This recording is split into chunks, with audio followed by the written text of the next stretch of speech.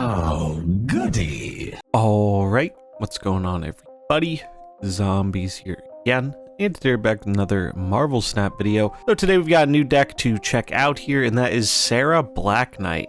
So this deck reached #1 in the global rankings on the leaderboard, courtesy of Zunz, who's a really good free-to-play player from Taiwan. I'll leave a link to them in the description if you want to check out their Twitter for more decks posted in the future, but I really like this deck. I took this for a spin in Infinity Conquest the other night, made it all the way to game 5, unfortunately got a little unlucky, got gate kept out of the avatar, but that doesn't really change how much I like this deck. I think this deck is very solid overall and seems like it can reasonably compete with a lot of the other stuff we're seeing in the metagame right now. First thing I want to mention here though is that obviously not everyone has Gladiator. Gladiator's been kind of that one card where people didn't pick him up because he wasn't that great.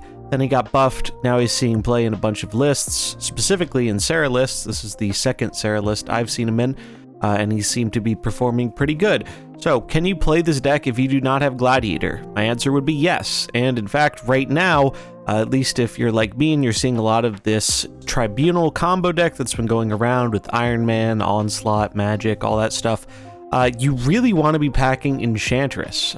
Without Enchantress, it feels pretty hard to win that matchup. So if you don't have Gladiator, or if you're just seeing a lot of that deck, I would strongly consider putting Enchantress in that spot. If you're not seeing a lot of other big things, you could just put it in the Shang-Chi spot if you want to keep using Gladiator if you have it. But if you don't have Gladiator, I think Enchantress is a really solid replacement here. I saw Johnson was trying out a similar version of this deck, but he was running Enchantress over the Gladiator spot and Magic for an extra turn. I'm not overly sold on Magic right now, as a lot of people are running the other Serra control deck with Legion, so that shuts off Magic, and there are still some Lokis running around. So I'm not super sold on Magic, but I do think Enchantress definitely has a place in this list and is a more than solid replacement if you're lacking Gladiator. So in terms of overall game plan, we're just trying to leverage the power of Black Knight here, as well as reactive control tools like Shang-Chi and previously mentioned Enchantress, and just generally strong overall cards like Zabu, Jeff, Miss Marvel, and Serra to be able to cheat out some of these powerful cards for lesser cost.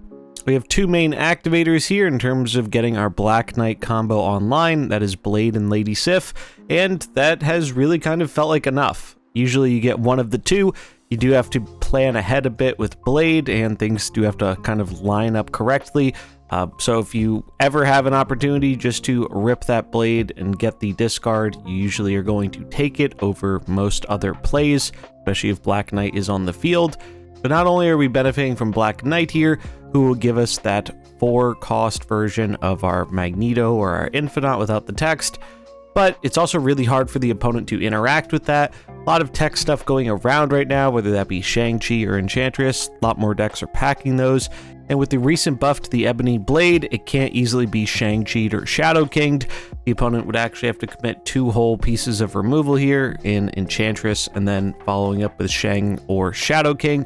And that's a lot to commit just for blowing up one big thing. We can get out more than one big thing. So not only is Black Knight allowing us to get out that big thing that's hard to interact with, but we can use Ghost Rider later on in the game to bring back that big threat as well. So we get at least 2 lanes with a lot of power in them. The deck in general just feels like it's pretty good at getting power on its own. Most of our stuff is pretty reasonably statted for the costs, and Miss Marvel is very helpful here in spreading that power around the board as well. Jeff is really handy versus any lockdown locations or sometimes lockdown decks you might run into.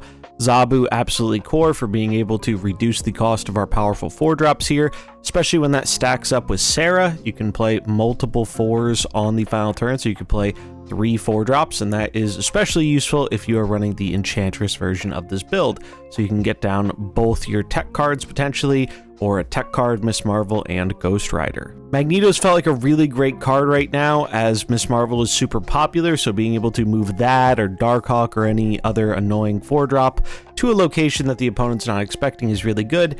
And then Infinite is just our big way of slamming a 20-point thing off of Black Knight that we can bring back with Ghost Rider. There might be some fringe case scenarios where you skip into play it, but I don't think that's going to happen very often. This deck gets a lot of the benefits that Serra Control has naturally in terms of being able to swing a lane with a tech card, especially if you're running Enchantress in it, which I think that's what I'm going to be trying out the next time I take this deck for a spin, just because the amount of people playing the Living Tribunal deck seems to have been increasing recently. I do like how this feels a bit different than Serra Control, and Ghost Rider's always been a favorite card of mine, so being able to get down some big points and some potential disruption with Magneto feels really good right now. It's a lot of fun to play, and it seems to be fairly effective. It's always really cool seeing a deck that does something pretty different, taking it all the way to the #1 spot.